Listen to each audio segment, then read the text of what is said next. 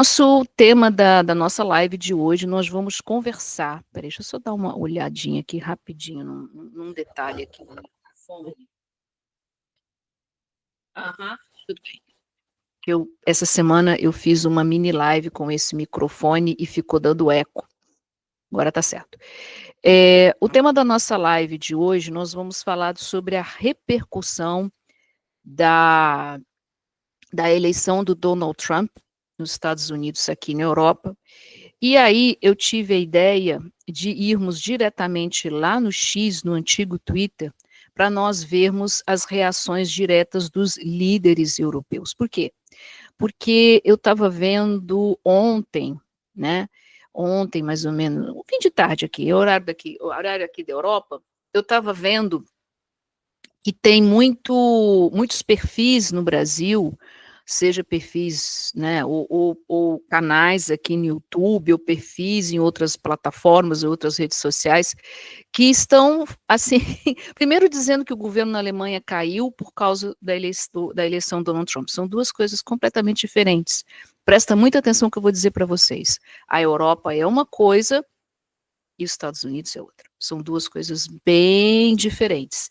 E o governo na Alemanha, ele já iria cair, tá? Porque já faziam meses que essa coalizão estavam com vários problemas internos, né?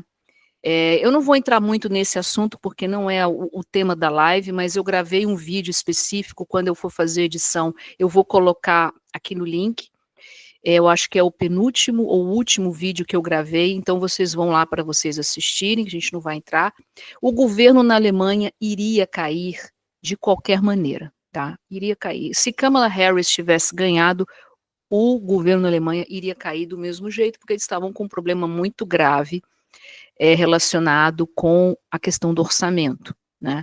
O governo alemão, no caso, os sociais-democratas e os verdes querendo gastar um pouco mais, e o ministro das Finanças, que era o liberal, o Christian Lindner, dos liberais, dizendo que não podia fazer, porque tem a lei do teto de gastos, como acontece no Brasil. A gente não vai entrar nesse detalhe, mas vamos lá. Antes de eu fazer o compartilhamento de tela, vamos explicar outra coisa alguns pontos muito importantes. O primeiro é que havia uma parte da imprensa europeia que estava esperando que a Kamala Harris fosse ganhar.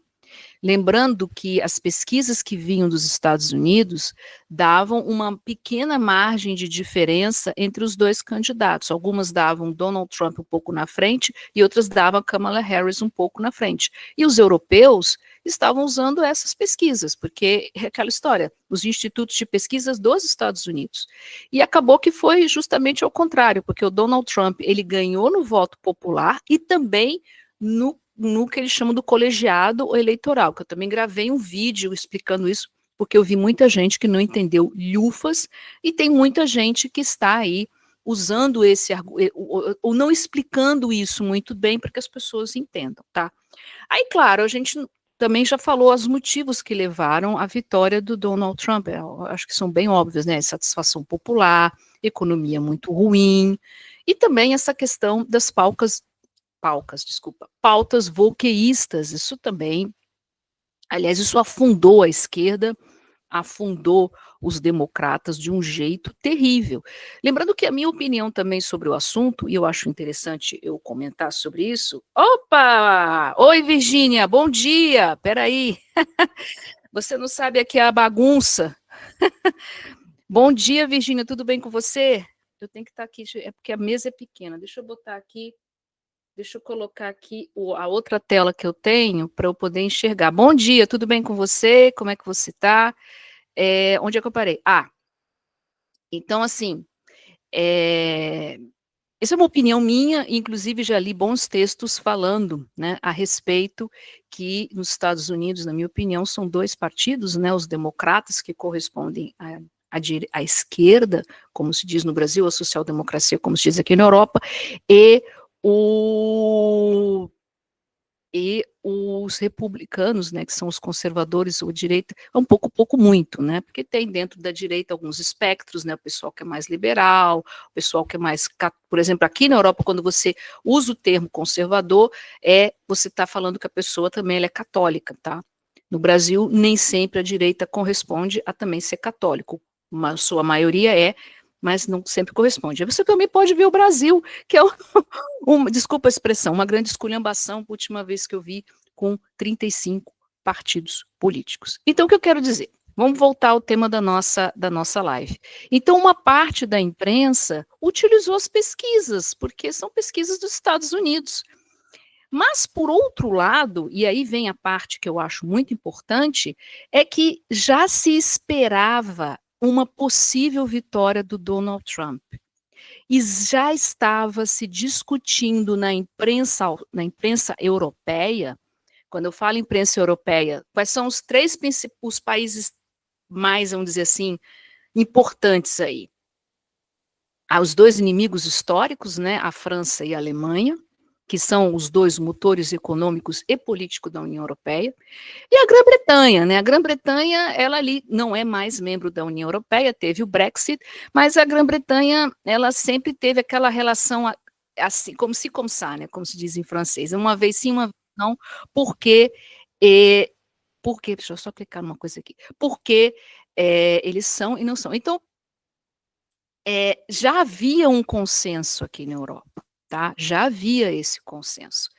Porque a grande pergunta que fica nessa história é relacionado à guerra na Ucrânia. Lembrando que a guerra na Ucrânia, em fevereiro do ano que vem, vai completar 3 anos, e não há nenhum, pelo menos até esse, embora o Donald Trump já tinha dito que ele resolve o problema em 24 horas, ele não vai resolver, tá? Porque é um assunto muito complexo, né? Já faz vão fazer 3 anos que não se resolve, o que muito provavelmente vai acontecer aí na Ucrânia, inclusive bons analistas políticos já vêm falando, que é a questão de vir uma espécie de muro de Kiev, exatamente como veio pós-Segunda Guerra Mundial com o Muro de Berlim. Muito provavelmente venha isso. Bom, então, por que eu estou falando isso? Porque eu vou falar um outro assunto também. Eu sei que tem muitas pessoas aqui que já fizeram essa pergunta e a gente vai aqui dizer mais uma vez. A oposição no Brasil não pode cometer os mesmos erros que a esquerda vem cometendo ao mesmo tempo. Ou seja, você tentar impor uma realidade quando ela não existe. Entende? Então é muito importante que vocês entendam o cenário geopolítico e não tomar uma certa precaução quando eu espero, eu vou dizer assim, inclusive eu estava vendo um pouco, ontem à noite, estava lendo um ótimo texto falando que já está na hora, com a vitória do Donald Trump, da Europa finalmente começar a caminhar com as próprias pernas. Eu acho isso certo. Eu acho que não tem que mais a Europa ficar esperando os Estados Unidos. Eu acho que a Europa tem condições mais que o suficiente de caminhar com as próprias pernas. E isso também se enquadra no Brasil. Tem muita gente da oposição achando, acreditando que o Donald Trump ganhou lá nos Estados Unidos e agora vai resolver. Tá tudo bem, fico feliz, Virgínia, que você está bem. Fico feliz, está tudo bem aqui também. Pouco frio lá fora, mas faz parte, fazer o quê? Então, assim, está na hora da oposição no Brasil se desvencilhar disso também e caminhar com as próprias pernas. Aliás, eu acho que esse movimento já está acontecendo no Brasil, se a gente for observar o resultado da eleição municipal em 2020.